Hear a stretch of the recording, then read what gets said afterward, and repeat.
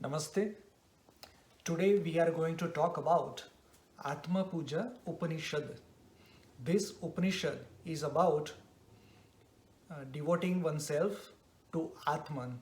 Atman meaning soul, not in a literal term but loosely, because soul does not signify Atman, but it is closely related. So this Upanishad is about doing puja. Puja is devotion to God, Ishwar. So this is devotion to self, to soul, and that is Atma Puja Upanishad. Now we have seen that there are temples built over ages. We call it mandir. Many various cultures inside India, Bharat, or outside Bharat, India, they have adopted a place of worship, a big, extravagant, and very powerful places of worship people have built over ages. In Bharat, India, in ancient times, especially Vedic times, there is not much reference to a place that we can refer to as a mandir, a temple.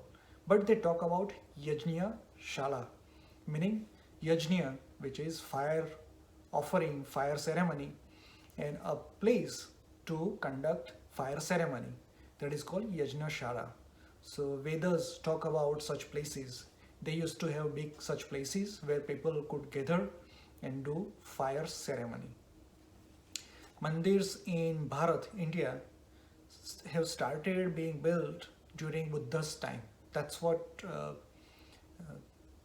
comes to my knowledge, which I'm referring based on various articles or many discoveries I have watched. So archaeologically, we can safely say that mandirs in modern terms or modern mandirs have evolved in India, in Bharat during Buddha's time. And to counter Buddhist way of life, Shankaracharya, Adi Shankaracharya, had built four different mutts in four different directions.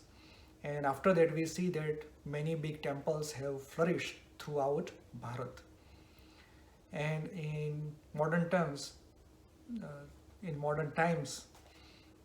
we have meaning in last 500,000 years, people have offered a lot of things, their dwellings, their jewelry, their uh, coins, all those things are offered to various mandirs, and they have become very affluent, and they conduct many social activities with that much money. So Upanishad, they don't talk about any place like this. They don't talk about a place of worship, but instead this small Upanishad, Atma Puja Upanishad, talks about worshipping one's self, worshipping one's Atman, which resides in this body, and the body is considered mandir or temple. So let's see what method they prescribe here. So in this Upanishad, Rishi says that always indulge in self and keep thinking about self, the soul, the Atman, is dhyana, meditation. Eradicating results of all the karmas or actions, that is called avahan. Knowledge which does not change over time. What we acquire in science, mathematics, geography, physics, whatnot, all of our worldly knowledge that keeps evolving. We keep changing based on our new findings or experiences. But a knowledge that does not change, meaning knowledge of Sat or Brahman or this universe, the universal law, to know that which does not change over time. So that is asan meaning a place or something on which the god sits or resides. and always to be present with self, meaning we keep thinking about self, Atman, and we feel uh, our presence near to Atma, meaning the mental presence near to Atma, that is called Padya. Padya is uh, we use water to wash feet of deity, God, or the idol that we are worshipping. So that is called Padya.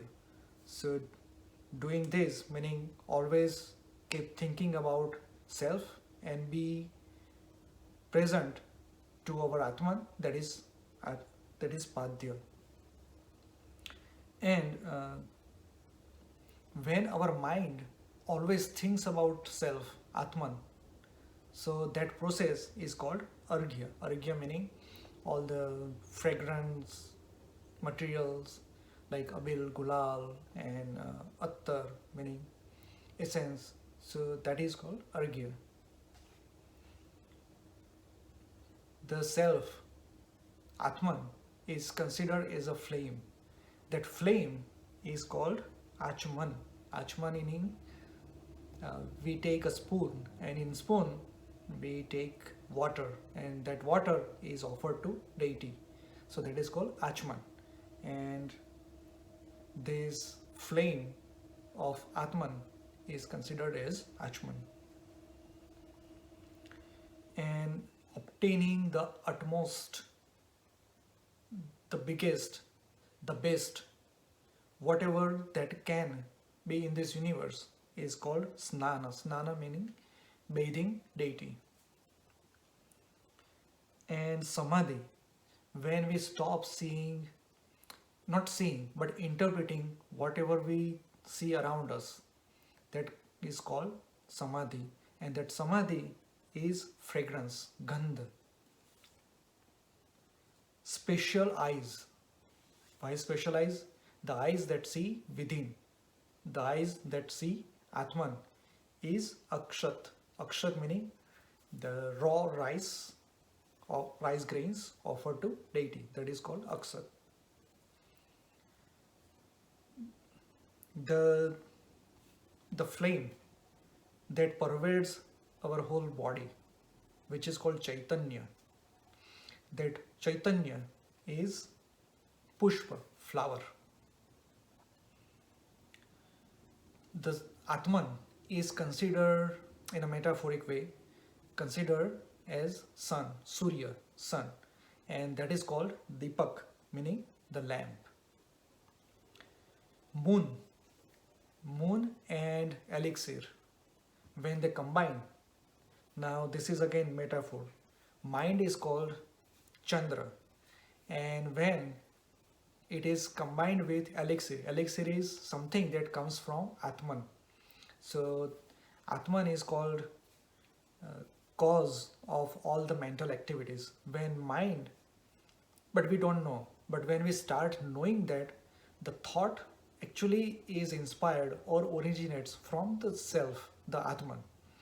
When we are in that process, that is called elixir, that is combining with mind or Chandra, and that is considered as Naivedya, the food that we offer to deity.